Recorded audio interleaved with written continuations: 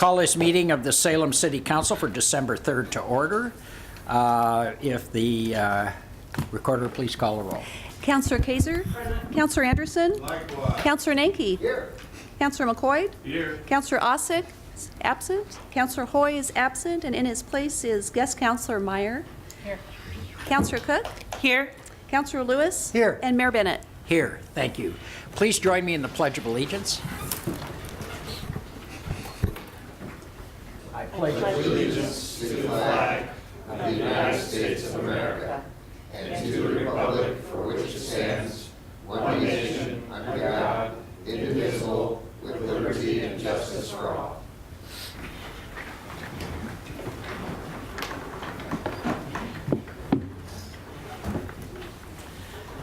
Do we have any additions or deletions? No, okay. Okay, any comments from the members of the council? Yes. Thank you, Mr. Mayor. I just wanted to mention I'm really excited to have our library administrator here and a representative from the Library Advisory Board, and I look forward to having them speak later in the evening. Not much later, it's coming right up. Don't get relaxed over there. This is going to start here pretty quick. Anyone else? I had a chance to do a couple of things over the past few days related to the holiday season. We did the tree lighting Friday evening down at Riverfront Park. Had a couple hundred people at least. It was a pretty good crowd, and Santa. Usually with Santa you get a crowd, and it went really well done. The City Public Works Department, as usual, did an outstanding job. Melinda continues to put on the best tree lighting I've ever been to, so I thought it was really good.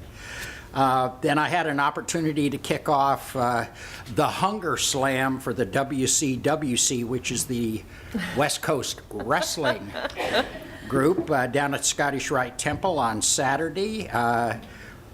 Several hundred people attending that, and Santa wrestled. I did not. It was, yeah. Was there a mask involved? Santa always wins. Good guys win. It's a really kind of fun event to celebrate the season and to raise money for the food share. And they raised quite a bit of money and quite a bit of food for it. Then yesterday evening was the first night of Hanukkah, and we did for the third year. We began the celebration lighting the grand menorah. So the first candle was lit last night, and I noticed they're being lit now. Tonight has been lit again. So that's a really, I think, important event. Also, our police department was presented with an award for the really sensitive way they responded to our local Jewish community in the wake of the shootings in Pittsburgh a month or two ago. And very, very responsive by our local department to check in with the community, make sure everything's okay.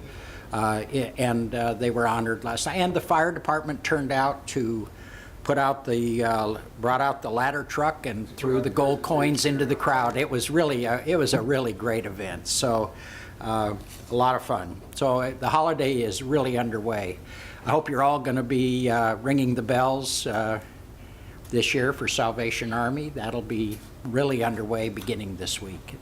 So anyway, we're off and running here. The llama was over at Fort Myers the other day. I loved your picture of you and the llama. That was you on the right or left? No, that was great. That was really a fun picture. Okay, well, we're gonna, oh, I'm sorry. Go ahead. First, I'd like to highlight for council and the public that there will be a public workshop on Wednesday, December 5th for the Our Salem project, the project to update the city's comprehensive plan. That will be December 5th from 6 to 8 at the Court Street Christian Church, 6 to 8 on December 5th, public workshop. The second item, I have received questions regarding the library collection policy, library collection development policy, and I've asked Sarah Strahl, the city's librarian, to be here this evening and provide council with a brief update. Thank you.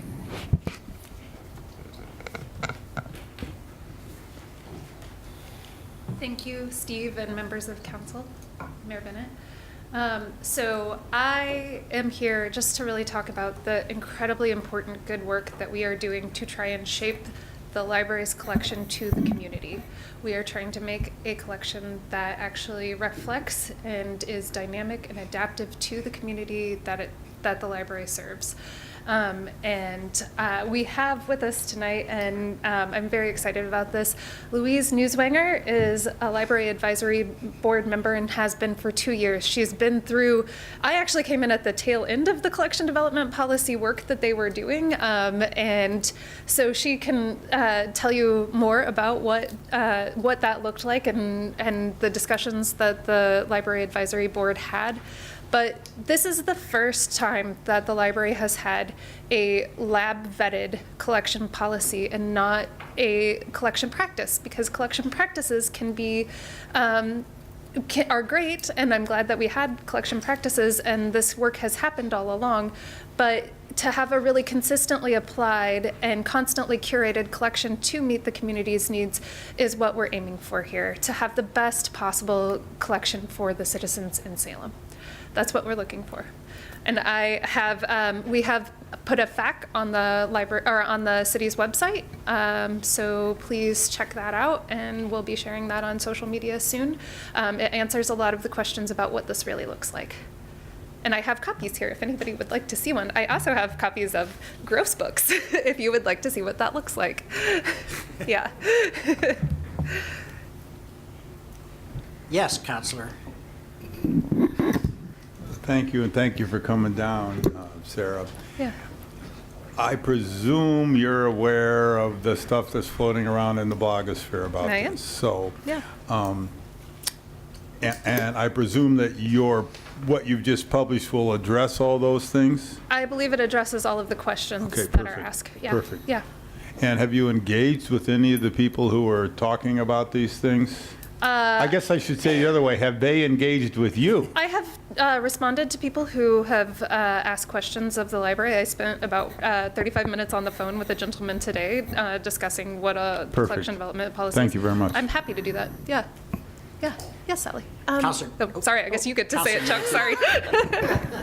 Thank you. Yeah. Sorry. And at first, when you hear collection, it's like when you think of court and you hear collections.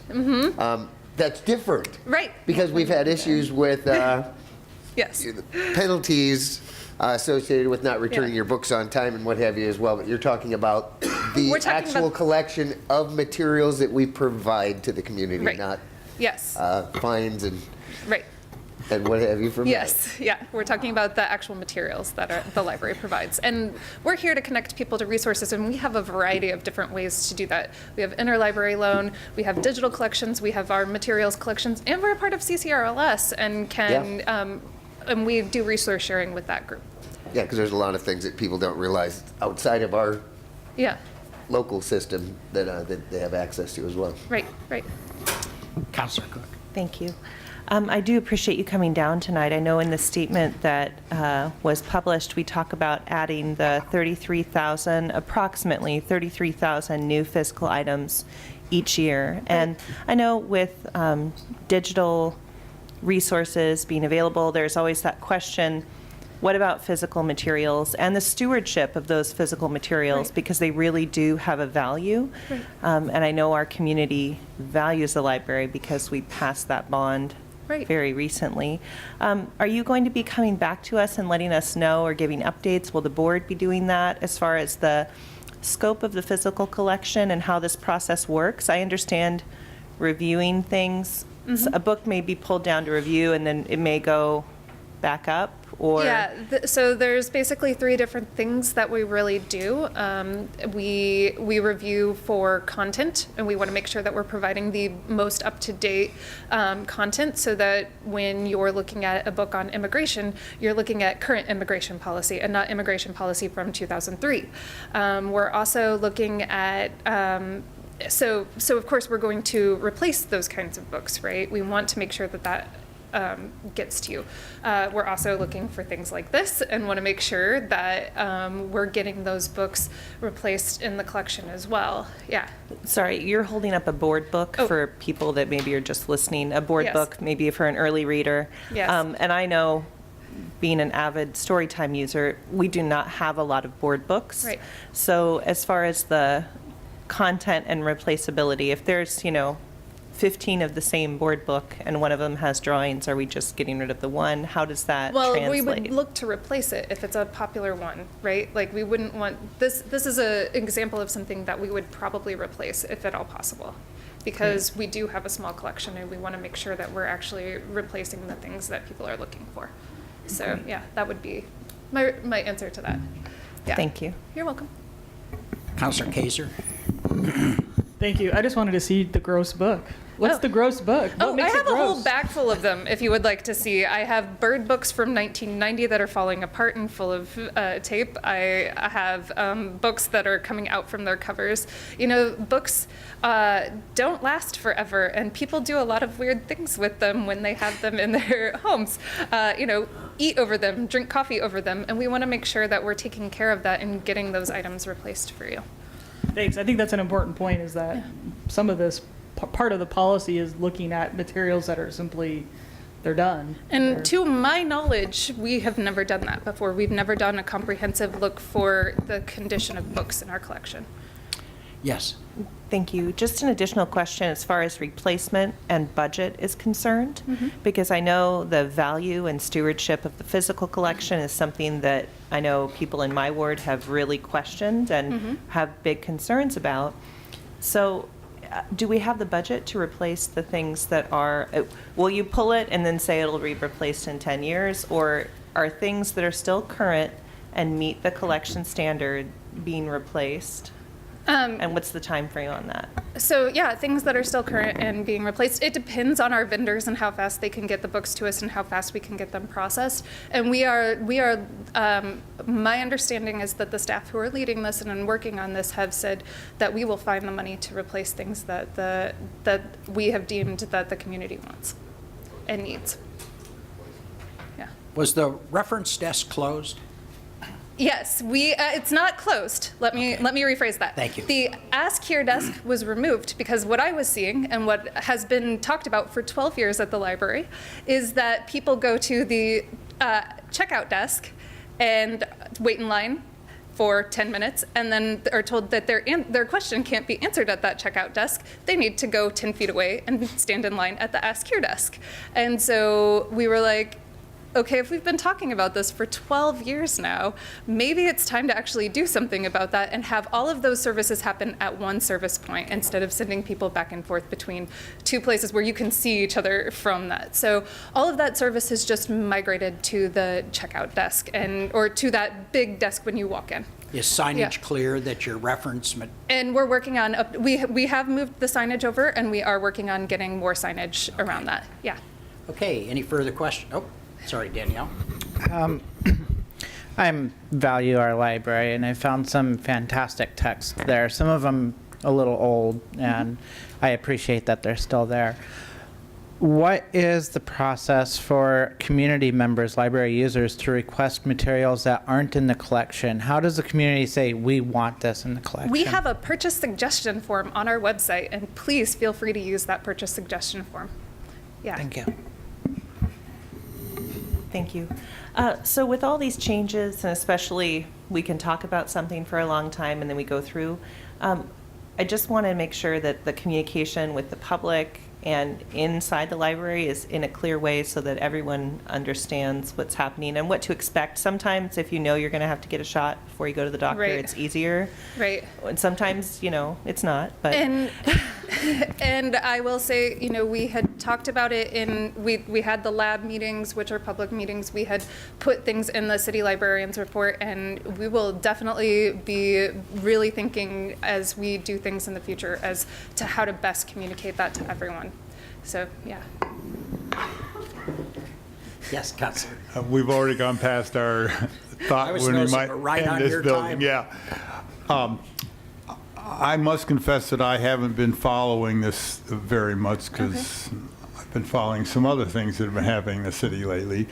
But I am interested in this from a process point of view, because obviously, whatever it is, there are people out there in the public who think this is a horrible, bad thing. And I'm not agreeing that it is, but you know, we need to do as much as we can to, and it sounds like you are, but I'll just emphasize that we need to do as much as we can to respond to these and say, no, it's not a horrible, bad thing. It's a great thing. Yeah, it's good because of A, B, C, and D, Right. and here's why we are doing this. And I Right. trust that you are doing that. That is absolutely 100% what I am trying to do. Great, thank you. Yeah. Well, Sarah, thank you very much for coming down and talking with us. Thank you very much, We all Mayor wanted to Bennett. get up to speed on this and Yeah. appreciate you taking the time, and we'll begin to refer all the emails to you Oh, directly. absolutely. I'm happy to respond to them. Thank Thank you you very so much. much. And thank you, Council. I appreciate it. Louise, I'm going to call you up in just a minute, okay? And yeah, because we do want to hear from you too. But first, I've got a couple of proclamations I'd like to run through. I'd like to invite up James Scott Sr., who is a World War II veteran. Sergeant Scott served in the United States Army 91st Division and attained the rank of sergeant. His tour took him from North Carolina to Oregon, Medford, Sun River, Camp Adair, and North Africa to Italy. Sergeant Scott served from 1941 until the end of the war in 1945.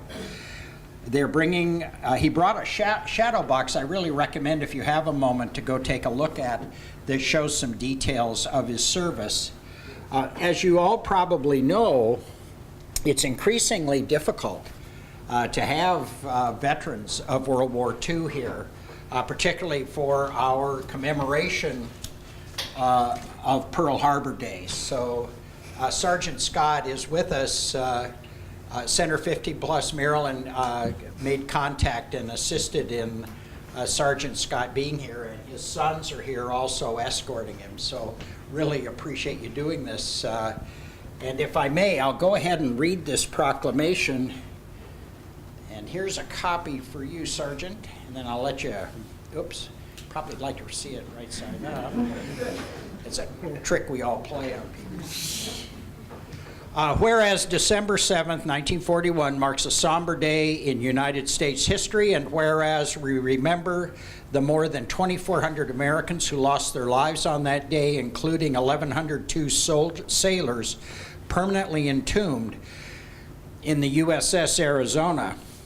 And whereas in a speech the following day to a joint session of Congress, President Franklin Delano Roosevelt declared December 7th, 1941, a date that will live in infamy. And whereas the events of that tragic day on the Hawaiian island of Oahu in Pearl Harbor propelled America into World War II and gave the nation a resolve that sustained it to victory. And whereas because of that victory for democracy and the sacrifices and suffering endured to secure it, the United States has come to know our enemies of then as allies today. Now, therefore, I, Chuck Bennett, Mayor of the City of Salem, do hereby proclaim December 7th, 2018 as Pearl Harbor Remembrance Day and encourage the community to reflect on the historic events that occurred 77 years ago and pay tribute to those whose lives were lost and those who are still with us, dated this 3rd day of December, 2018. So thank you very much, Sergeant Scott, very much. Would you like to say anything? No? Yeah, we're happy. I hear you. We're happy you're alive too. We're really happy you're with us tonight. So thank you very much. Really appreciate you and your family.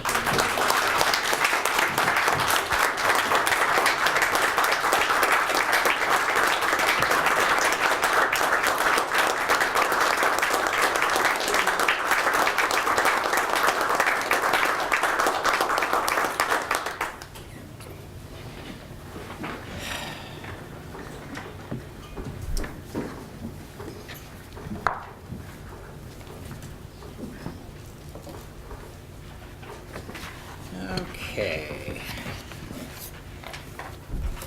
Councilor McCoid, I'll have you come up here for this one.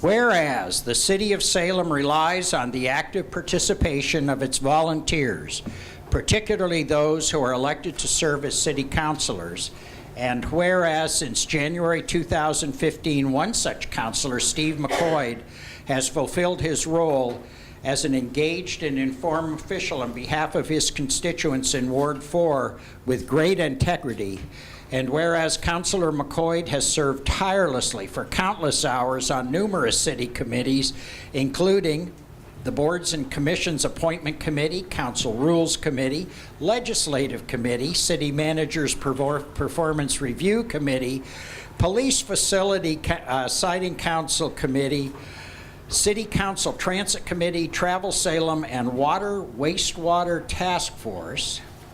And whereas on these committees, his role for several years as council president, as well as countless other assignments during his term in office, Councilor McCoy provided unparalleled leadership and guidance.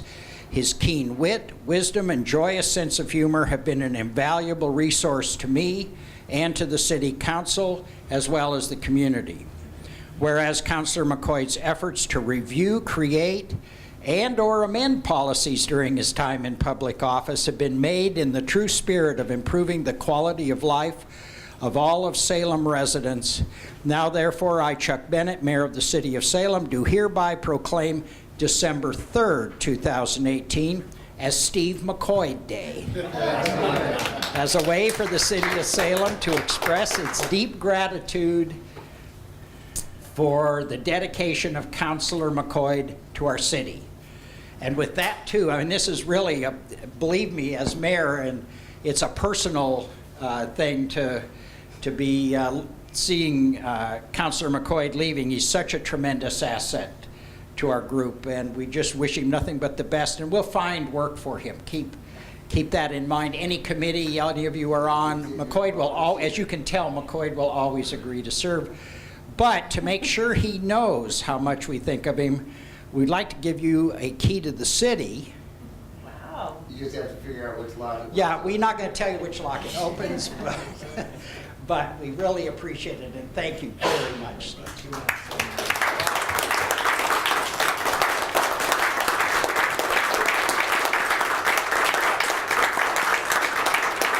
Thank you.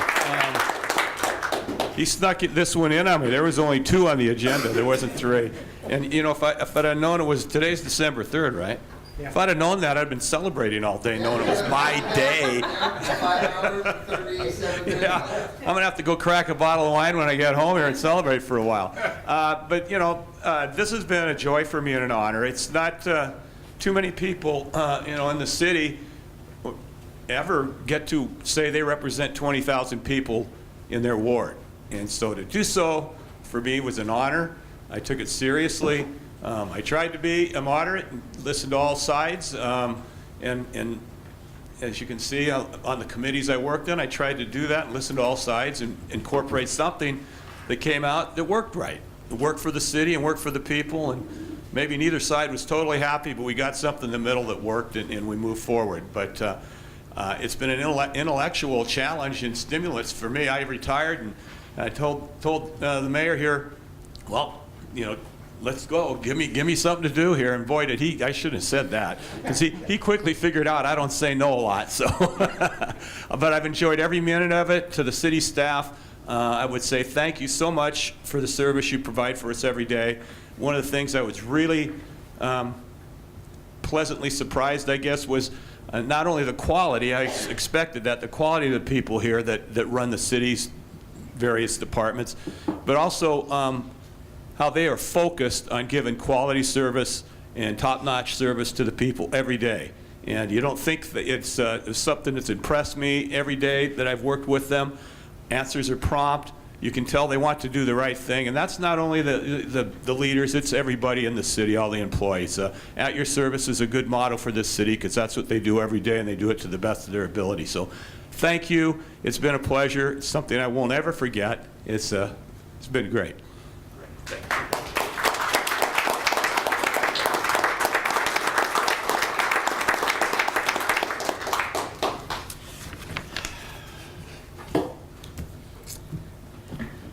Okay, and then, I don't need this, I guess.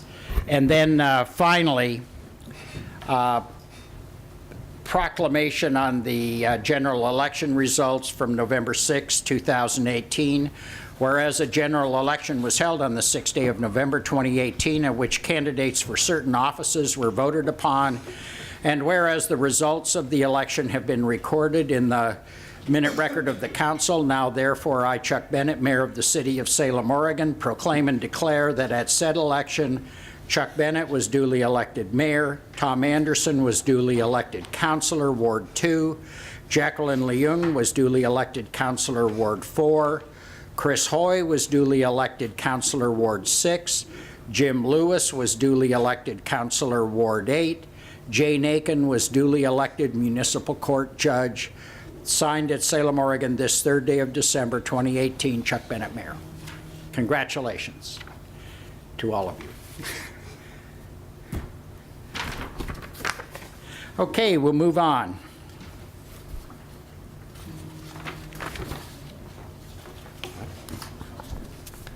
You got a comment? I'm just going there. I'm sorry.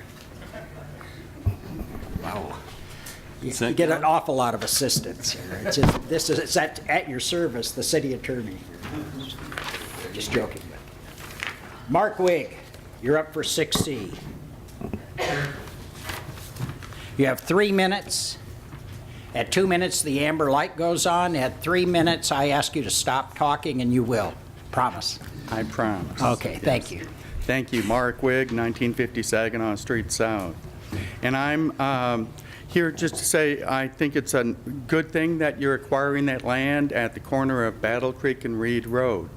It fits with the master plan, that the master plan for parks says we need a neighborhood park south of Reed Road.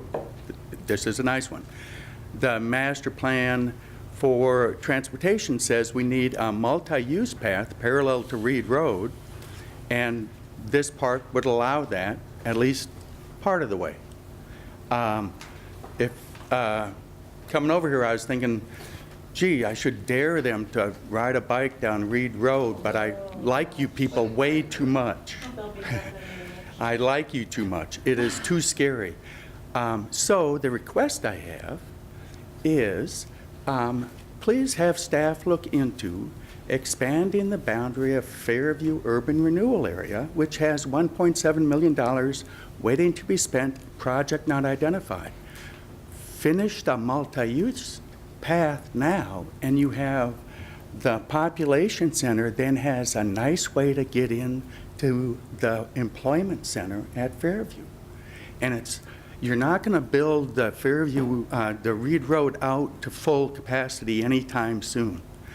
This you could do soon. It'd be a really nice thing. And if you did it, it'd be a joy to ride on, and it'd be beautiful. Okay, great. Thank you very much. Louise Neuschwanger.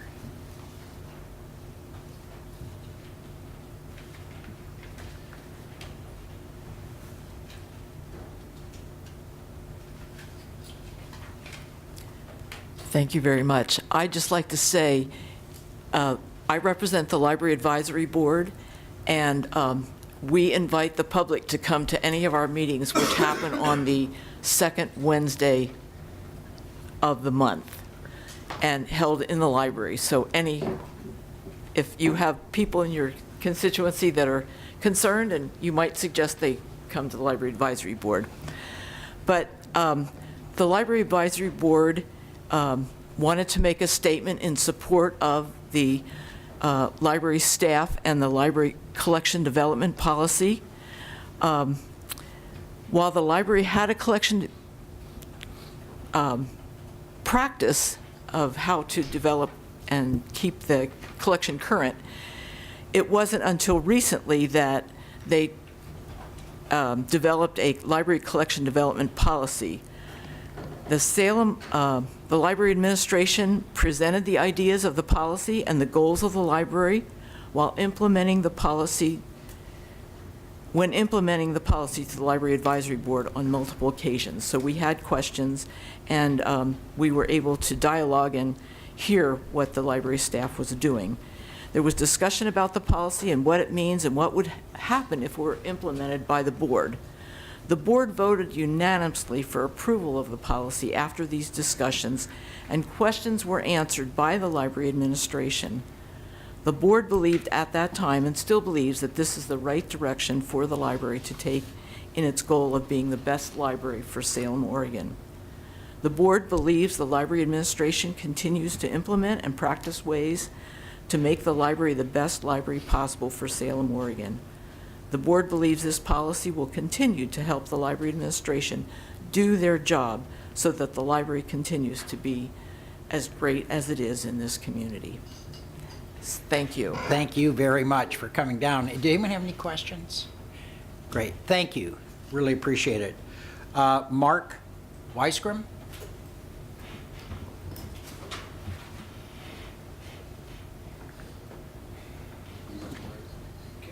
Mark, again, it's 3 minutes. At 2 minutes, it'll turn yellow, and you'll, so wind down when it turns red. Stop. Where's the light? It's right in front of you. Okay, and the Amber, all be aware. Okay, there's the yellow. Tell me when to go. Go now. Okay, I was having a rather pleasant afternoon today until I noticed something unexpected. Most of you probably know what these are. Mike, let's start you over again. Why don't you introduce yourself and your address and... Yeah, we need you for the record. We want to know who you are. Who I am? Yeah. My name's Mark Weisgram. I live at 795 Church Street between D and Union. Okay. Okay. I was having a rather pleasant afternoon until I noticed one of these. I'm sure many of you know what these are. It's a threat to tow notice from the city. I've had quite a number of these threats to tow notice in the past year, and I want to state that I do not feel that any of them are justified. I've tried speaking to Patrick Long at City Compliance personally, tried speaking with Gretchen Mitchell at City Manager's office, and even scheduled a court hearing with Judge Aiken in attempts to resolve this. What I've been asking for is any proof from the city that this or any vehicle that I own is in violation of not being moved in any 5-day period.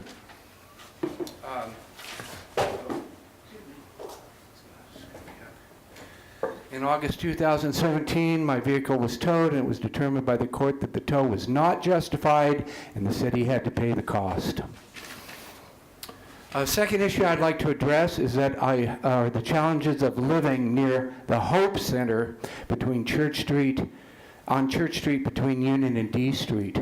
In the past 2-year period, I've been physically assaulted twice, have had 4 car windows broken, and 1 severe vehicle hit and run, in numerous instances involving intruders on my porch and front and backyard.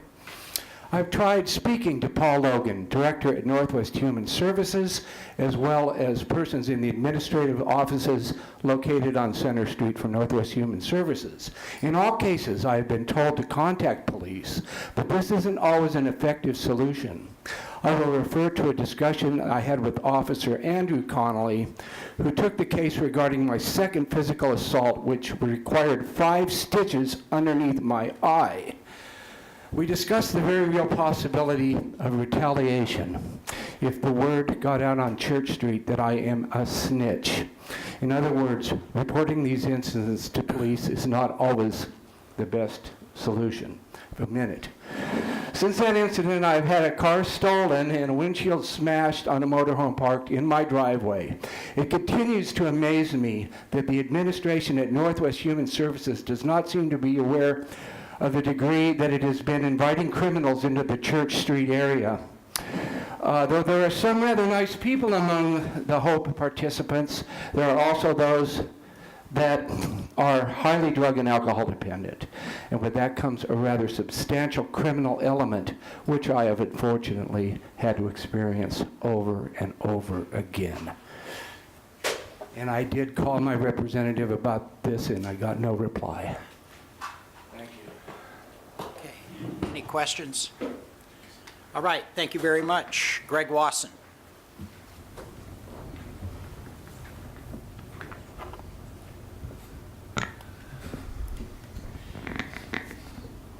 Mr. Mayor, councilors, I got an email from the Tell state. us who you are, Greg. Pardon me? Tell us who you are. Oh, Greg Watson, and I live at a Montego condominium on 777 Cottage Street. I got an email from the state Supreme Court last week saying I owe the city of Salem $491 on top of the money I already owe the city of Salem. That means I owe the city of Salem $1,000. And I'm here tonight to ask you to have mercy on a poor sinner and forgive that debt. As soon as the decision was made to continue with the bridge 2 years ago, I filed a proposed referendum petition. The city attorney advised the city recorder not to certify that petition because it was administrative in nature. In other words, the legislative decision had already been made. If that's true, then what did you waste an hour on last week? Discussing the legislative decision of whether to go ahead with the bridge.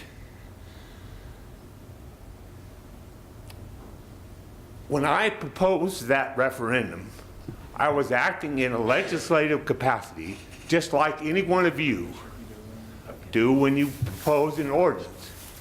Imagine if the city recorder came to your office and said, I have decided this ordinance would be unconstitutional if approved, and I'm not going to let you introduce it. Would you accept that? Of course not. But what does a citizen have to do? I mean, I have no power over these people, you know? I mean, the referendum is supposed to be a check on the government.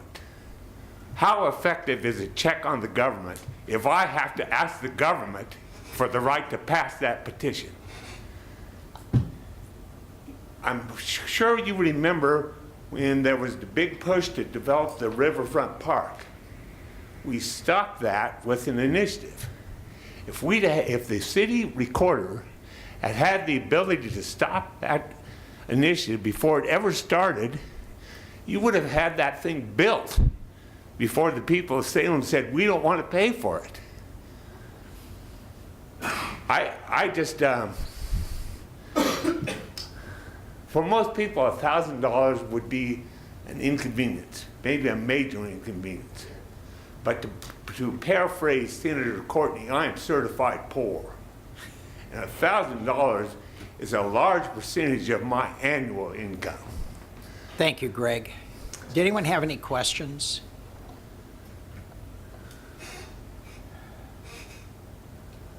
Councilor Nanke, did you have something? No. Okay.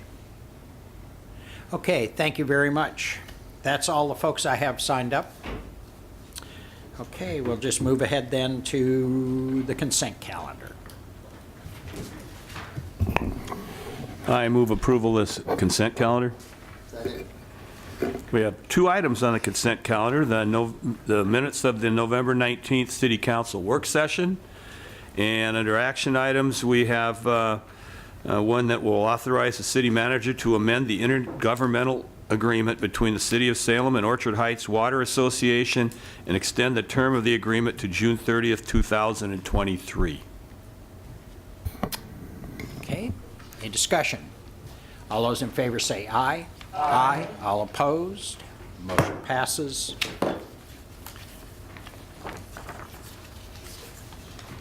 Okay, we have information reports.